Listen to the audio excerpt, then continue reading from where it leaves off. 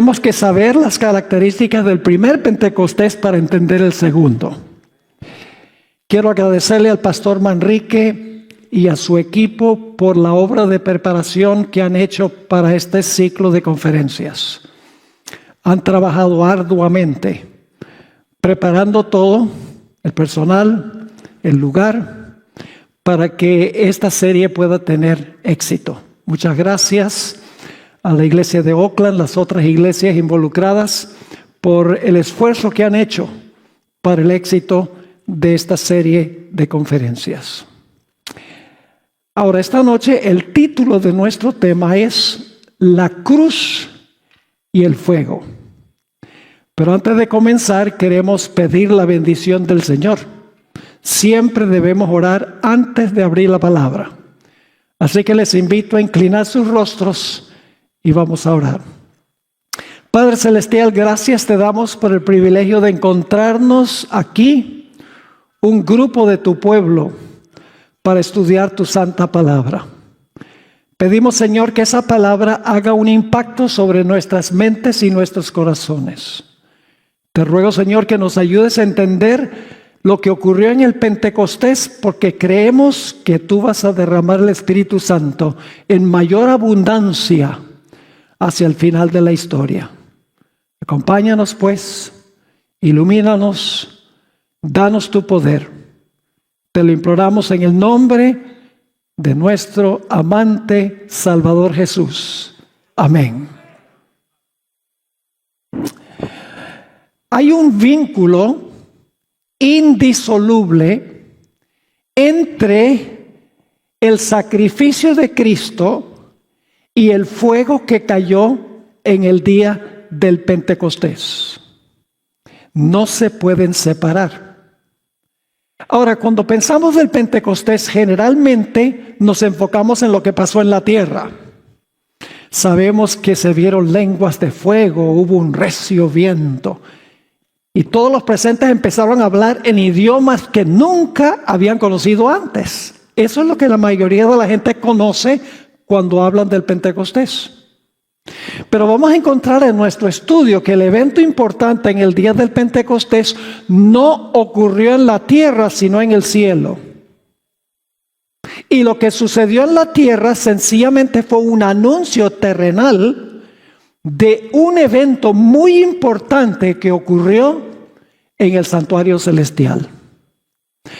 Ahora, hay un fenómeno muy interesante. Y es que en el sistema de sacrificios del Antiguo Testamento, cuando se ofrecía el sacrificio, Dios mostraba su aceptación del sacrificio, su aprobación del sacrificio, lloviendo fuego para consumir el sacrificio. Es decir, había una conexión entre el fuego celestial y el sacrificio que era consumido por ese fuego. Quiero darles varios ejemplos del Antiguo Testamento de esta conexión entre el sacrificio y el fuego. El primer ejemplo lo tenemos en el libro de Génesis, la historia de Caín y Abel. Conocemos la historia. Dios les dijo a Caín y Abel que trajeran una ofrenda de los frutos de la tierra y que trajeran también un animal para sacrificarlo. Caín trajo los frutos solamente, pero Abel trajo los frutos de la tierra y también un animal para sacrificar. Y Dios mostró su aprobación del sacrificio de Abel y rechazó el sacrificio o la ofrenda de Caín. ¿Cómo mostró Dios que aceptaba el sacrificio de Abel y rechazaba el sacrificio de Caín? El relato bíblico no lo dice, pero a la luz del espíritu de profecía y a la luz de otros ejemplos del Antiguo Testamento, sabemos que la forma en que Dios mostró que aceptaba el sacrificio de Abel es que Dios llovió fuego del cielo para consumir el sacrificio de Abel y no mandó fuego del cielo para consumir el sacrificio de Caín. La sierva del Señor la revista Signs of the Times, Señales de los Tiempos, febrero 6, 1879, escribió: Dios aceptó este sacrificio, el de Abel, y fuego descendió del cielo y lo consumió. Dios mostró su aceptación del sacrificio mandando fuego para consumirlo. Esa es la secuencia, una conexión entre el sacrificio y el fuego en señal de aceptación del sacrificio. El siguiente ejemplo lo encontramos cuando se inauguró el tabernáculo en el desierto, la carpa en el desierto. Cuando comenzaron los servicios, ocurrió el mismo fenómeno. Vamos a buscar en nuestras Biblias Levítico 9, 22 al 24. Levítico 9, 22 al 24, donde se describe la inauguración de los servicios del santuario en el desierto. Dice allí: después alzó a Aarón sus manos hacia el pueblo y lo bendijo. Y después de hacer, ahora va a haber 3 clases de ofrendas. Después de hacer la expiación, el holocausto y el sacrificio de paz, descendió. Y entraron Moisés y Aarón en el tabernáculo de reunión, y salieron y bendijeron al pueblo. Y la gloria de Jehová se apareció a todo el pueblo. Ahora fíjense cómo Dios demostró que aceptó el sacrificio, o los sacrificios que se colocaron sobre el altar. Versículo 24.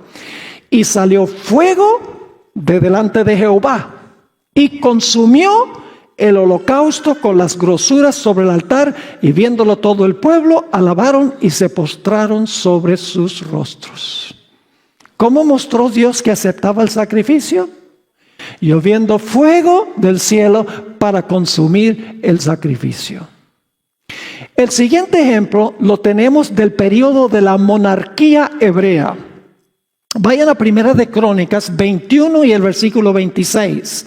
Primera de Crónicas 21 y el versículo 26. Aquí David ofrece un sacrificio en la era de Ornán Jebuseo, un personaje del Antiguo Testamento. David levanta un altar, coloca el sacrificio, y fíjense cómo Dios demostró su aceptación del sacrificio. Dice allí en Primera de Crónicas 21, 26: y edificó allí David un altar a Jehová, en el que ofreció holocaustos y ofrendas de paz, e invocó a Jehová, quien le respondió. ¿Cómo le respondió? Quien le respondió por fuego desde los cielos en el altar del holocausto. Sacrificio, fuego en señal de aceptación del sacrificio. El siguiente ejemplo lo conseguimos en 2 de Crónicas 7:1. 2 de Crónicas 7 y el versículo 1. Es cuando se inauguró el templo construido por Salomón. Note que no dije el templo de Salomón. No era el templo de Salomón, era el templo de Jehová. El arca de Noé no era el arca de Noé, era el arca de Jehová, construida por Noé. Tal vez están diciendo, pastor, muy legalista, pero tenemos que ser exactos.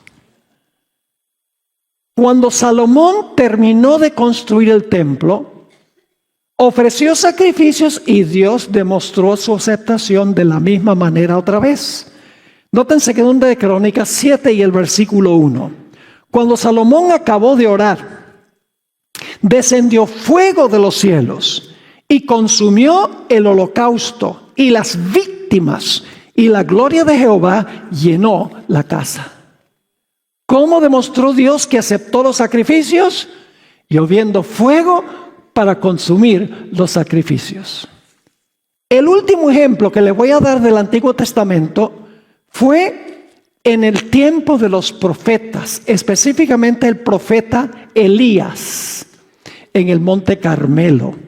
Ustedes conocen la historia. Los profetas de Baal colocaron sacrificios, clamaron a Dios. No hubo fuego. Dios no aceptaba esos sacrificios. Pero Elías oró después de colocar los sacrificios sobre el altar, Y Dios demostró su aceptación lloviendo fuego del cielo. Vamos a leerlo en Primera de Reyes 18:38. Primera de Reyes 18 y el versículo 38 dice: entonces cayó fuego de Jehová y consumió el holocausto, la leña, las piedras y el polvo, y aún lamió el agua que estaba en la zanja. Viéndolo todo el pueblo, se postraron y dijeron: Jehová es el Dios, Jehová es el Dios. ¿Cómo demostraba Dios que aceptaba un sacrificio? Lloviendo fuego del cielo para consumir el sacrificio. Era su señal de aceptación del sacrificio. Si la persona estaba mal y oraba a Dios, no había fuego. Ahora vamos a notar un simbolismo del Antiguo Testamento que enseña la misma lección. Ya no es sacrificio y fuego. Se usan otros símbolos para enseñar la misma lección. De un sacrificio y la aprobación de Dios lloviendo fuego sobre el sacrificio. Ahora vamos a usar otro simbolismo. El simbolismo de el agua que salió de la roca. Vamos a Éxodo 17 y el versículo 1 al 6. Recuerden, ya no son los símbolos de sacrificio y fuego, son otros símbolos, pero con el mismo significado.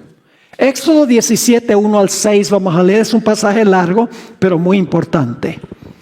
Dice: toda la congregación de los hijos de Israel partió del desierto de Sin por sus jornadas, conforme al mandamiento de Jehová, y acamparon en Refidim, y no había agua para que el pueblo bebiese. Y altercó el pueblo con Moisés, y dijeron: danos agua para que bebamos. Moisés les dijo: ¿por qué altercáis conmigo? ¿Por qué tentáis a Jehová? Así que el pueblo tuvo allí sed y murmuró contra Moisés y dijo: ¿por qué nos hiciste subir de Egipto para matarnos de sed a nosotros, a nuestros hijos y a nuestros ganados? Yo pregunto, ¿el pueblo estaba pecando al murmurar contra Dios, sí o no?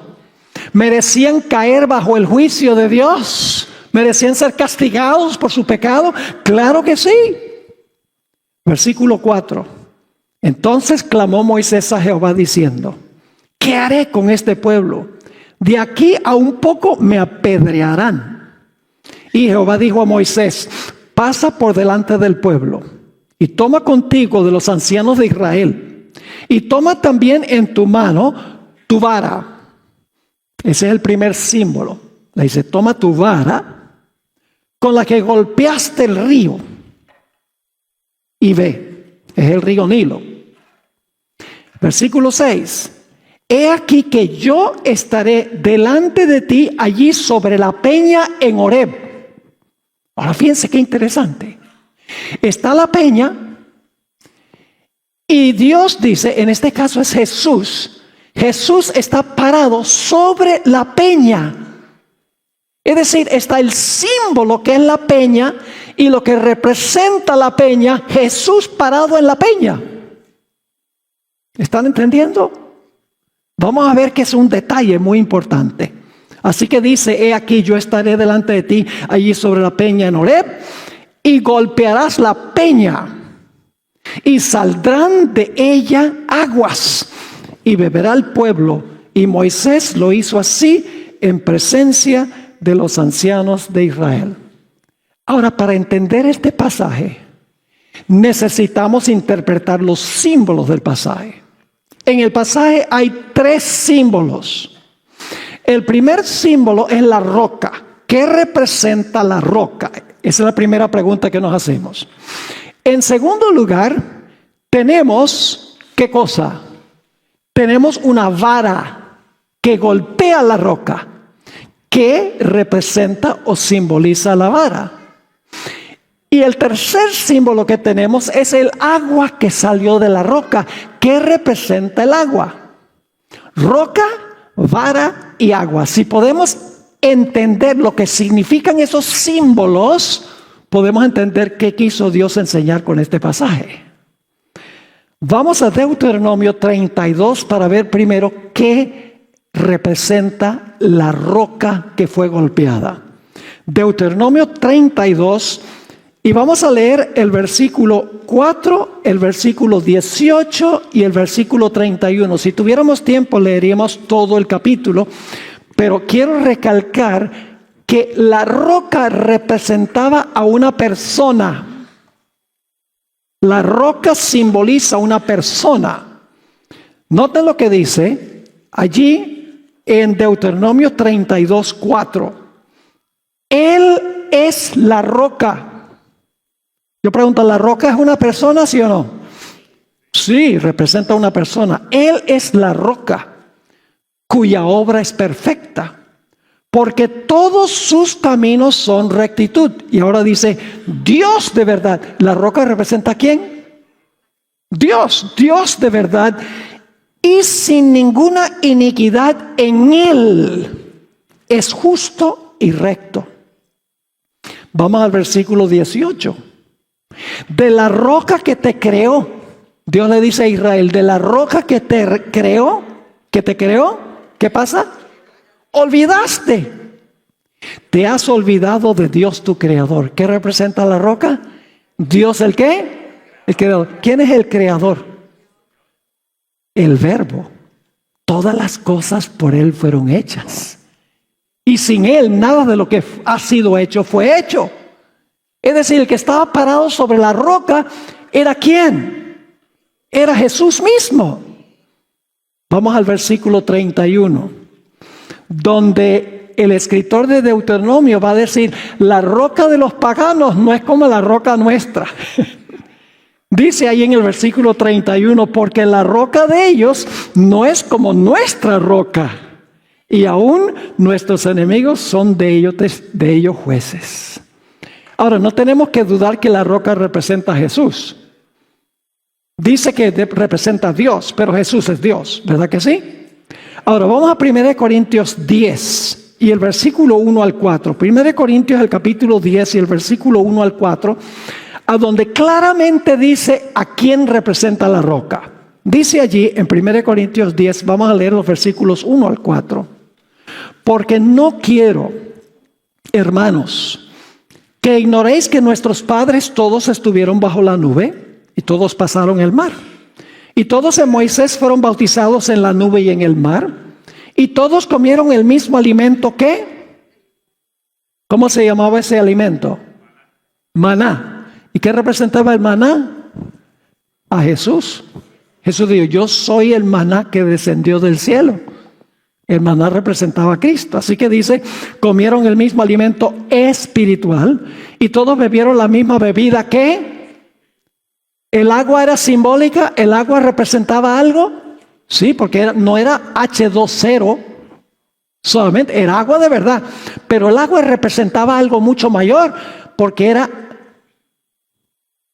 agua espiritual, la bebida espiritual. Y luego dice, porque bebían de la roca espiritual que los seguía, y la roca era Cristo. ¿Qué representa la roca? A Cristo. Pero ¿qué representa la vara? La vara también es simbólica. Es interesante que cada vez que la vara de Moisés o la vara de Aarón golpeaba algo, caía un juicio de Dios. La vara representa castigo o representa un juicio. Cuando la vara caía sobre aquellos que eran inicuos y la vara salvaba al pueblo de Dios. Moisés extendió su vara y ¿qué pasó con el Mar Rojo? Se abrió. Y luego volvió a extenderla cuando los egipcios estaban adentro. ¿Y qué pasó? Ahogó a los egipcios. La vara que ahogó a los impíos salvó al pueblo de Dios. La vara representa la caída del juicio de Dios. ¿Qué significa el acto de golpear? Esa palabra hebrea, naka, golpearás, que se traduce golpearás, se traduce en el Antiguo Testamento como golpear, azotar, matar o herir. Por ejemplo, Moisés golpeó las aguas del Nilo y se convirtieron ¿en qué? En sangre. Golpeó el polvo y del polvo salieron piojos. Golpeó a los primogénitos de Egipto y la casa que no estaba marcada, ¿qué pasó? Los primogénitos murieron. El acto de la vara caer sobre algo representa un castigo o un juicio de Dios que está cayendo sobre aquello que azota en ese momento. Vayan conmigo un momento a Isaías 53 y el versículo 4. Ustedes notan que Dios dice: golpearás la peña. Esa palabra, golpearás la peña. Es decir, el juicio de Dios está cayendo sobre la ¿qué? Sobre la roca o sobre la peña. Noten Isaías 53, 4, a donde se usa la misma palabra. No se traduce igual, pero es la misma palabra. Dice allí en Isaías 53 y el versículo 4, hablando del Mesías de Jesús: ciertamente llevó Él nuestras enfermedades y sufrió nuestros dolores. Y nosotros le tuvimos por, ahí está la palabra, azotado. La misma palabra golpeado que está en Éxodo 17. Nosotros le tuvimos por azotado, por herido de ¿quién? Por herido de Dios y abatido. ¿Sobre quiénes debería haber caído esa vara? ¿Sobre el pueblo? ¿Sí o no? ¿Por qué debía la vara del juicio de Dios caer sobre el pueblo? Porque ellos eran los que estaban murmurando y quejándose de Dios. Yo me imagino que cuando Moisés convocó al pueblo y levantó la vara, la gente dijo: ay, ay, ay, estamos en problemas. Pero en vez de caer la vara del juicio de Dios sobre ellos, cayó sobre la roca. ¿Y la roca representaba a quién? La roca representaba a Cristo. ¿Están captando un cuadro interesante aquí? Ahora, todavía falta interpretar un símbolo. El símbolo del agua. La vara del juicio de Dios golpea la roca, Cristo, y luego de la roca sale ¿qué? De la roca sale agua. Sacrificio, fuego. El azote, agua. Otro simbolismo, pero el mismo significado. ¿Qué representa el agua? Mis queridos hermanos, el agua representa el Espíritu Santo. El Espíritu Santo que Jesús pudo mandar porque el juicio de Dios había caído sobre él y su Padre había aceptado su sacrificio. Y ustedes dicen: ¿cómo sabemos eso? Vamos a Juan 7, 37 al 39. Juan 7, 37 al 39.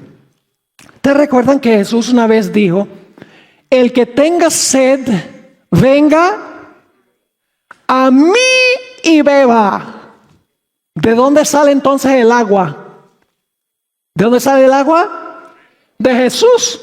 Jesús dice: si tienen sed, vengan a mí y beban. Vamos a leer Juan 7, 37 al 39. Dice: el último y gran día de la fiesta, Jesús se puso en pie. Esta es la fiesta de tabernáculos. Y alzó la voz diciendo: si alguno tiene sed, venga a mí y beba. Porque Jesús es la roca y el agua salió de la roca. Jesús dice: vengan a mí que soy la roca y yo les voy a dar agua. ¿A qué se refería Jesús?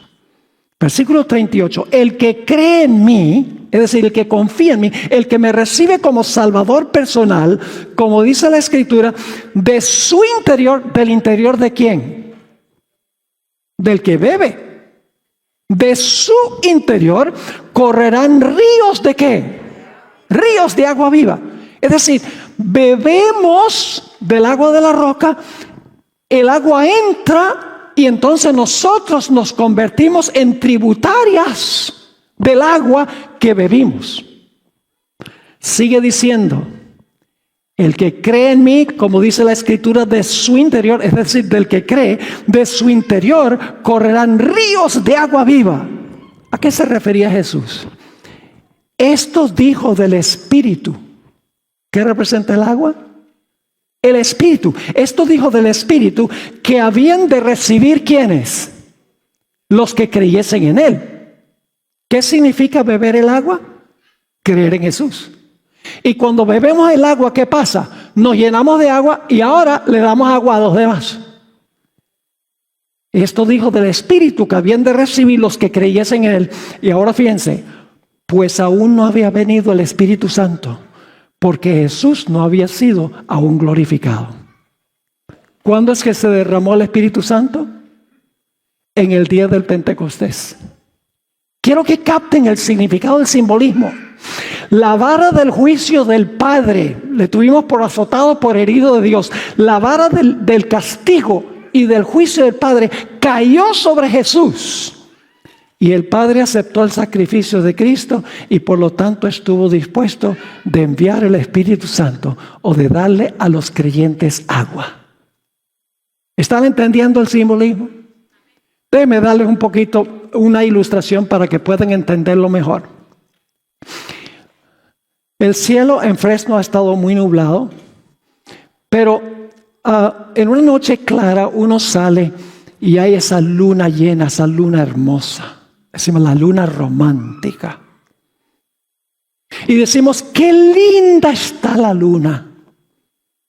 Mentira, la luna es fea. Pero es tan brillante y tan luminoso. Sí, ¿y de dónde viene la luz de la luna? Entonces lo que hay que decir es qué lindo está el sol esta noche. Porque el sol proyecta la luz a la luna y la luna proyecta la luz a la tierra. Jesús dijo, yo soy la luz del mundo. Pero también dijo, vosotros sois la luz del mundo. ¿Cómo es que Jesús es la luz del mundo y nosotros también somos la luz del mundo? Si quieren los textos, Juan 9:5, Jesús dijo, yo soy la luz del mundo. En Mateo 5:14 al 16, Jesús dijo, ustedes son la luz del mundo. Hermanos y hermanas, es porque la luz de Jesús brilla sobre nosotros y entonces nosotros reflejamos la luz a los demás. Nosotros bebemos el agua del Espíritu Santo y entonces nos convertimos en tributarias o en manantiales de agua a otros. Por eso dice, saldrá de su interior ríos de agua viva. En 1 Corintios 12 y el versículo 13, 1 Corintios 12, 13, claramente dice que el agua representa el Espíritu Santo. Dice, porque por un solo Espíritu fuimos todos bautizados en un cuerpo, sean judíos o griegos, sean esclavos o libres, y a todos nos dio ¿a qué? ¿A beber de qué? A beber de un mismo Espíritu. ¿Qué es lo que bebemos? El Espíritu. Pero hay un segundo episodio de la roca. Hay otro relato del Antiguo Testamento sobre la roca. Ya estudiamos el de Éxodo 17. Tenemos que ir al segundo relato. Números 20, 7 al 11. Números 20 y el versículo 7 hasta el versículo 11. Dice allí, habló Jehová a Moisés diciendo, toma la vara. Tiene los mismos símbolos del primer relato. Toma tu vara y reúne la congregación, tú y Aarón tu hermano, y hablad a la peña a la vista de ellos, y ella dará su agua. Yo pregunto, ¿en este relato hay una vara, sí o no? Sí. ¿Hay una peña? Sí. ¿Hay agua? Sí. ¿Cuál es la diferencia?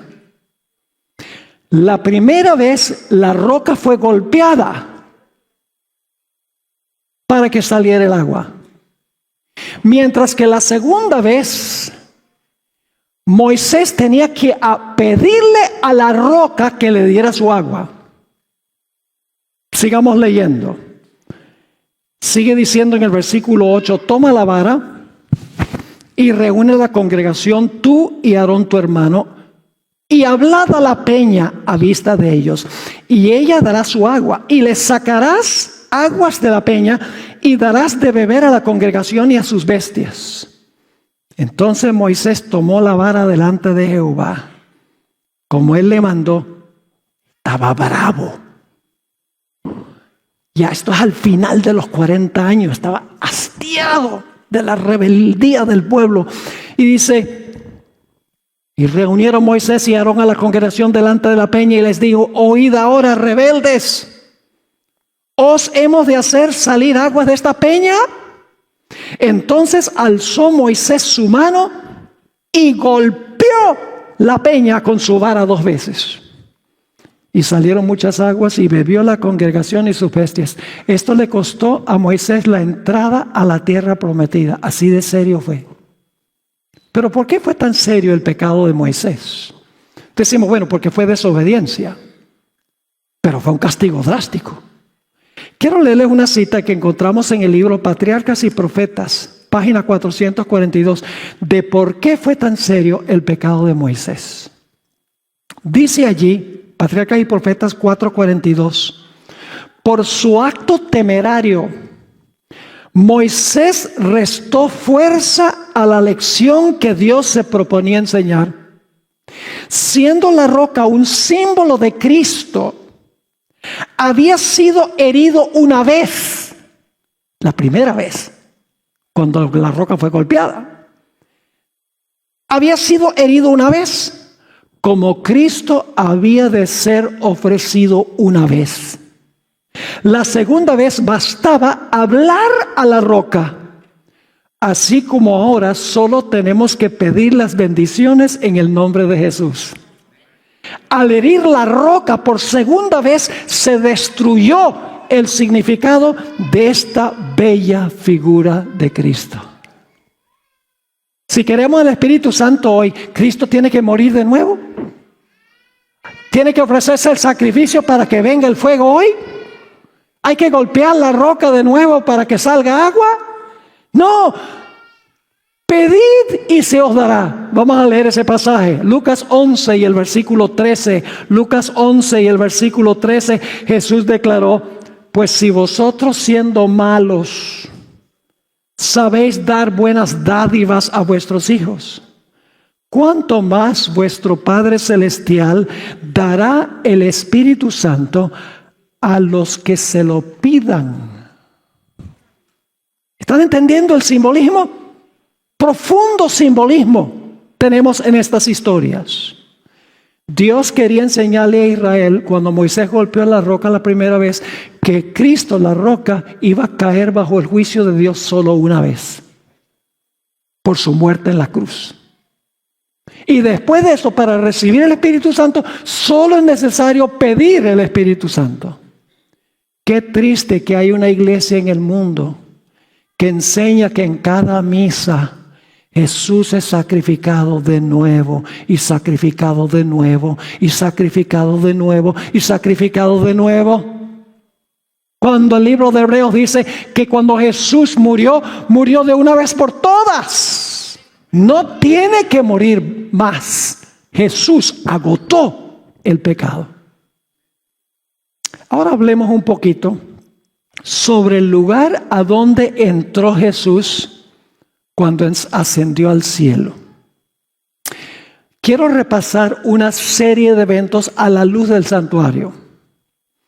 En la tierra, el Señor Jesucristo por 3 años y medio, y también antes de eso, vivió una vida perfecta. Tejió un manto de perfecta justicia por su obediencia. Luego el Señor Jesucristo fue a la cruz. Ofreció su vida en sacrificio por los pecados de los seres humanos. Luego el Señor Jesucristo resucitó de los muertos el tercer día. ¿Y cuál fue el siguiente paso que tomó Jesús? Porque tenemos aquí la secuencia del santuario. Tenemos en primer lugar el campamento a donde viven los pecadores. Jesús vino y vivió entre nosotros antes que muriera. Luego en el atrio tenemos el altar del sacrificio. Eso representa la muerte de Jesús. El campamento, su vida. El altar, su muerte. Y luego el lavacro representa su resurrección. Se llama el lavacro de la regeneración. ¿A dónde esperaríamos que Cristo iba a entrar después de eso? Después de su resurrección. ¿Cuál es el próximo lugar a donde ministraba el sacerdote en el santuario? En el lugar santo del santuario. Esperaríamos que Cristo iba a entrar al lugar santo del santuario. Muchos eruditos, inclusive lamentablemente algunos adventistas, enseñan que Cristo entró directamente al lugar santísimo cuando ascendió al cielo. Pero eso no cuadra con la evidencia bíblica. La evidencia bíblica es que Jesús entró al lugar santo para comenzar su obra intercesora cuando ascendió al cielo. Vamos a Apocalipsis. Apocalipsis, el capítulo 4. Vamos a mirar esto desde una perspectiva profética. Apocalipsis, el capítulo 4. Le voy a dar un poquito de trasfondo. En Apocalipsis, el capítulo 4, hay un personaje sentado en un trono. Ese personaje es Dios el Padre. En medio del trono hay 4 seres vivientes que representan querubines y serafines, los guardianes del trono de Dios. Y alrededor del trono hay 24 ancianos que son los representantes de los mundos que nunca pecaron. Es decir, está el gran concilio celestial ahí, está sentado el Padre en su trono, están los querubines y serafines, están los representantes de los mundos que nunca pecaron, pero en el capítulo 4 no está la hueste angélica. Y tampoco en el capítulo 4 aparece Jesús. Todos los himnos son en honor al Padre que está sentado en el trono. Y uno dice, bueno, ¿a dónde estaba la hueste angélica? ¿A dónde estaba Jesús en el capítulo 4? Pues la respuesta es que la hueste angélica se había venido a la tierra a recoger a Jesús para llevárselo al cielo. Después de su resurrección, 40 días después de su resurrección. Ahora, quiero que noten un detalle muy interesante. Apocalipsis 4 y el versículo 5. Apocalipsis 4 y el versículo 5. Dice, y del trono salían relámpagos y truenos y voces. Ahora escuchen esto. Y delante del trono ardían ¿qué? ¿Qué ardían? 7 lámparas de fuego. 7 lámparas de fuego. Las cuales son ¿qué cosa? Los 7 espíritus de Dios. No hay 7 Espíritus Santos. Hay un solo Espíritu Santo. Y ese Espíritu Santo es el que se derramó en el día del Pentecostés. ¿Por qué 7? Porque 7 significa plenitud. Estaba presente el Espíritu Santo en su plenitud allí, donde estaba sentado en el trono Dios el Padre. Pero ahora quiero que noten algo muy interesante. Cuando llegamos al capítulo 5 de Apocalipsis, ahora de repente llega toda la hueste angélica. Todos los ángeles ahora están alrededor del trono. Miles de miles y miles que no estaban en el capítulo 4. Y no solo están ellos, sino que también se presenta Cristo como Cordero inmolado delante de el que está sentado en el trono, delante del Padre.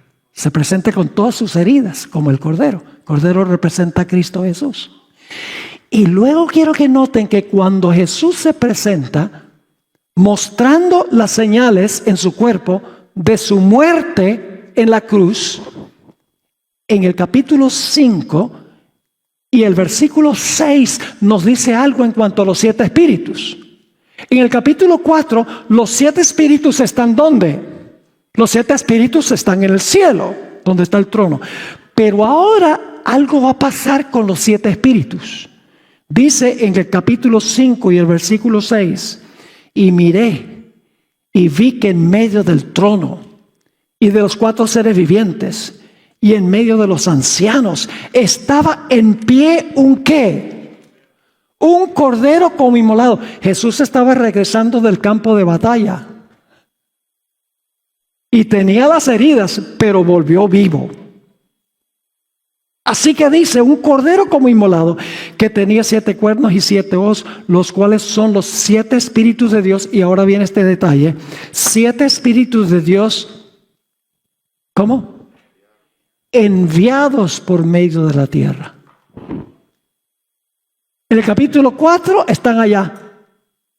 En el capítulo 5, cuando Jesús se presenta como Cordero inmolado, ¿qué pasa? Los 7 espíritus son enviados a la tierra. La plenitud del Espíritu Santo es enviado a la tierra.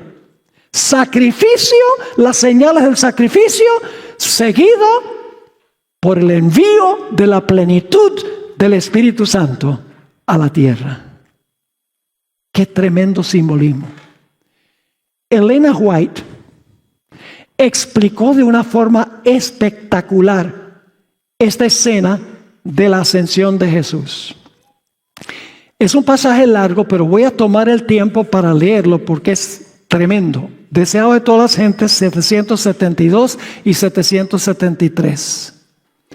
Todo el cielo estaba esperando para dar la bienvenida al Salvador a los atrios celestiales. Mientras ascendía, iba adelante. Y la multitud de cautivos liberados en ocasión de su resurrección le seguía. Esos son los que resucitaron con él. La hueste celestial, con aclamaciones de alabanza y canto celestial, acompañaba al gozoso séquito. ¿Ve que todos los ángeles están ascendiendo con Jesús? Por eso no estaban en el capítulo 4. Luego dice, al acercarse a la ciudad de Dios, la escolta de ángeles demanda: alzad, oh puertas, vuestras cabezas, y alzaos vosotras, puertas eternas, y entrará el Rey de gloria. Gozosamente los centinelas de gloria, de guardia, responden: ¿quién es este Rey de gloria?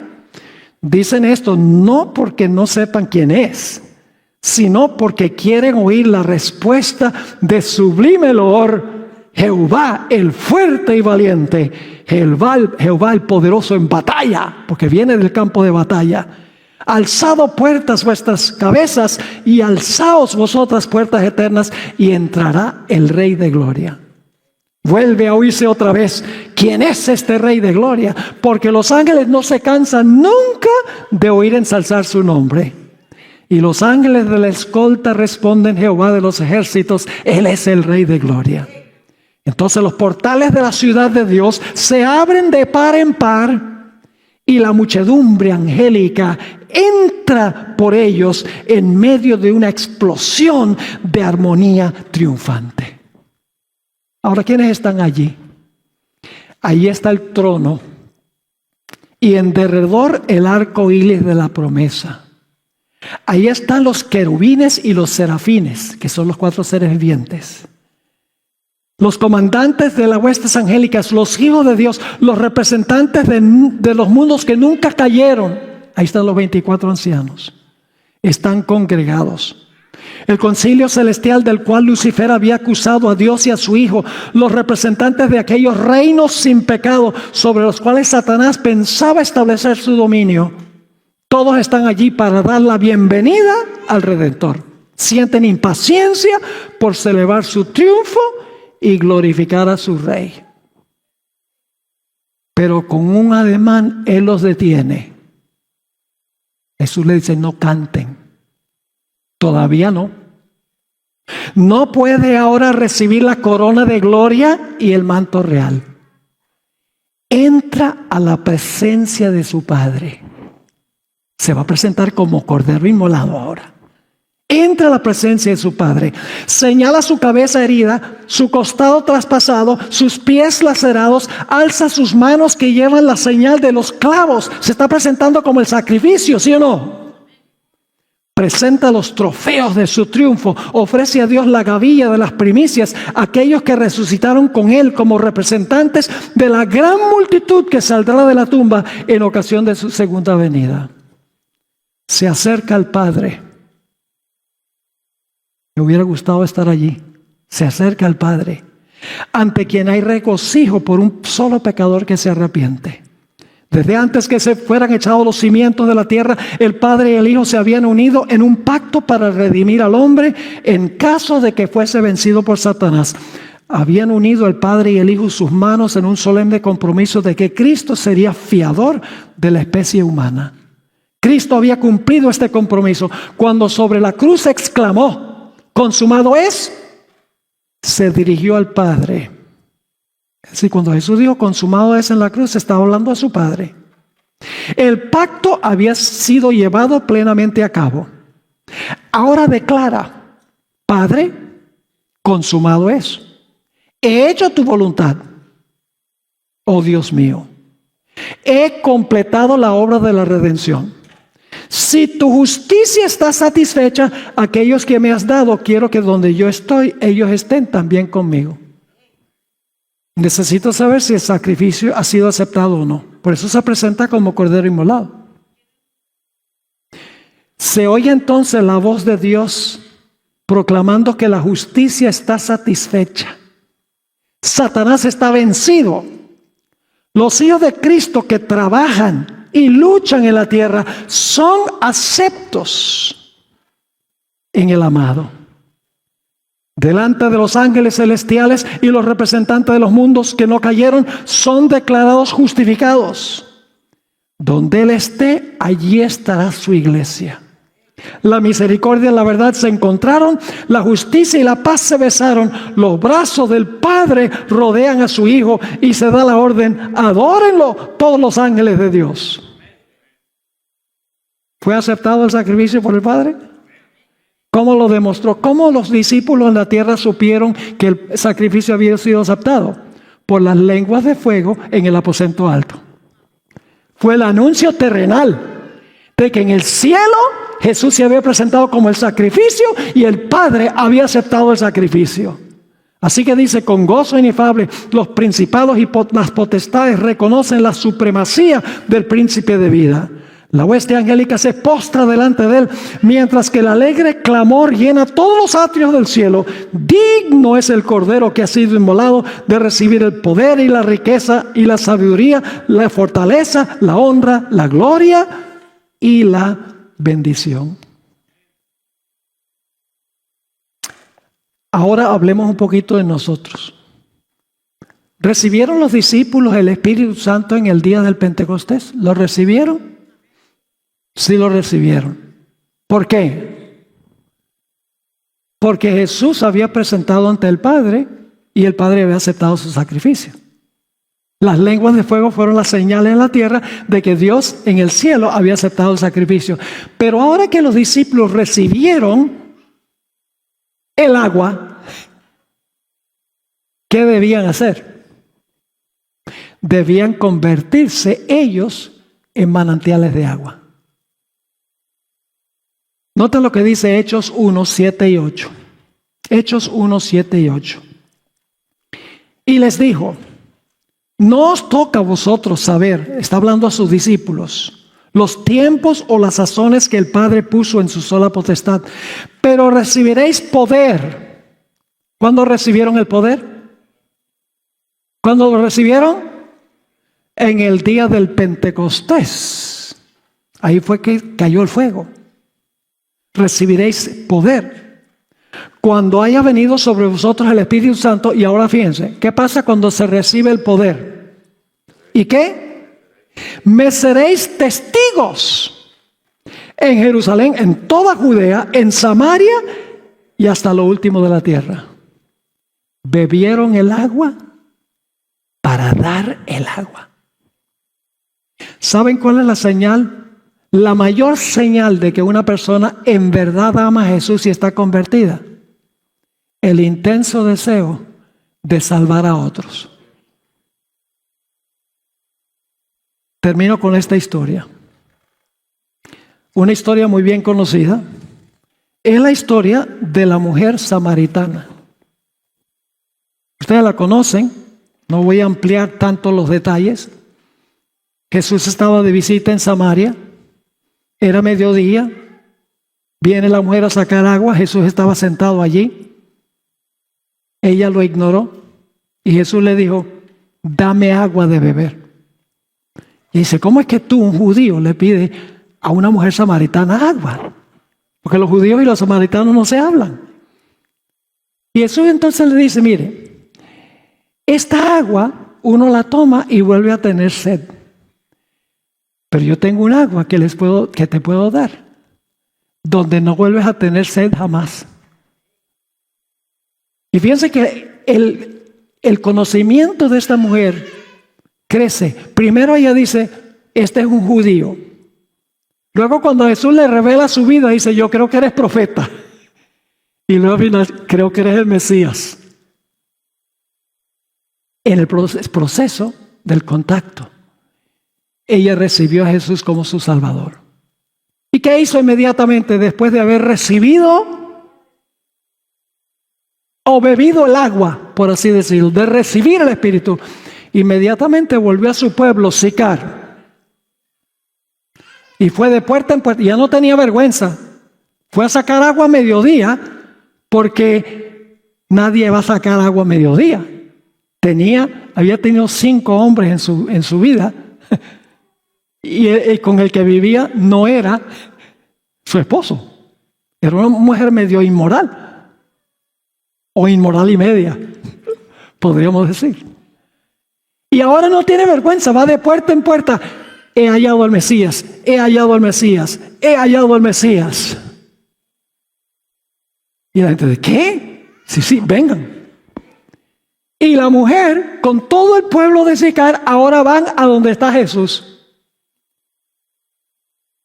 Y lo interesante es que mientras tanto Jesús está solo allí, y de repente llegan los discípulos, porque Jesús los había mandado a buscar provisiones, a buscar comida. Y ellos dicen, te hemos traído la comida. Jesús dice, mi comida y mi bebida es hacer la voluntad de mi Padre y acabar su obra. Y ellos, torpes como eran durante el ministerio de Jesús, dicen, bueno, tal vez alguien le trajo algo de comer. Y luego Jesús apunta y dice, ustedes dicen que hay 4 meses hasta la cosecha. No. Miren, los campos están blancos, listos para la cosecha. Si leen el deseado de todas las gentes, Jesús no estaba apuntando a campos de trigo que estaban maduros. Jesús estaba apuntando hacia esta mujer que venía con todo el pueblo de Sicar para oír las palabras de Jesús. Ella se había convertido en misionera. En Juan 4 y el versículo 13 y 14 dice, respondió Jesús y le dijo, cualquiera que bebiere de esta agua volverá a tener sed, mas el que bebiere del agua que yo le daré no tendrá sed jamás. Escuchen ahora bien, sino que el agua que yo le daré será en él una fuente. El agua que Cristo da se convierte en nosotros en una ¿qué? En una fuente, sino que el agua que yo daré será una fuente de agua que salte para vida eterna. En el libro Ministerio de Curación, termino con esto, páginas 69 y 70, encontramos las siguientes palabras. Hablando en cuanto a esta mujer, tan pronto halló al Salvador, la mujer samaritana que habló con Jesús junto al pozo de Jacob, trajo otros a él. Así dio pruebas de ser una misionera más eficaz que los propios discípulos. Ellos no vieron en Samaria indicios de que fuera un campo alentador. Fijaban sus pensamientos en una gran obra futura. Como muchos adventistas, bueno, no estamos ganando almas, pero cuando venga la lluvia tardía. Fijaban sus pensamientos en una gran obra futura y no vieron que en derredor de sí había una mies que cegar. Pero por medio de la mujer a quien ellos despreciaron, toda una ciudad llegó a oír a Jesús. Ella llevó enseguida la luz a sus compatriotas. Esta mujer representa la obra de una fe práctica en Cristo. Ahora viene la famosa cita. Cada verdadero discípulo nace en el reino de Dios como misionero.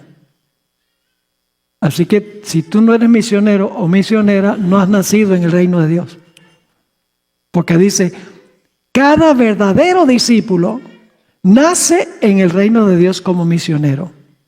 Apenas llega a conocer al Salvador, desea hacerlo conocer a otros. La verdad salvadora y santificadora no puede quedar encerrada en su corazón. El que bebe del agua viva llega a ser una fuente de vida. El que recibe se transforma en un dador. ¿Cómo les parece, hermanos y hermanas, este simbolismo? Cristo ofreció su vida. Y porque su Padre aceptó su sacrificio, envió al Espíritu Santo en el día del Pentecostés. Pero nosotros hoy podemos recibir el Espíritu Santo. ¿Cómo? Pidiéndolo. Ya la roca no tiene que ser azotada, ya Jesús no tiene que sufrir bajo el castigo de Dios, porque eso lo hizo de una vez por todas. Ahora lo único que tenemos que hacer es pedir el Espíritu Santo. ¿Quieren que yo tenga una oración para pedir que Dios nos dé el Espíritu Santo? Que nos dé esa pasión por las almas. Padre Celestial, gracias te damos por las múltiples bendiciones que derramas sobre nosotros, especialmente por el Espíritu Santo.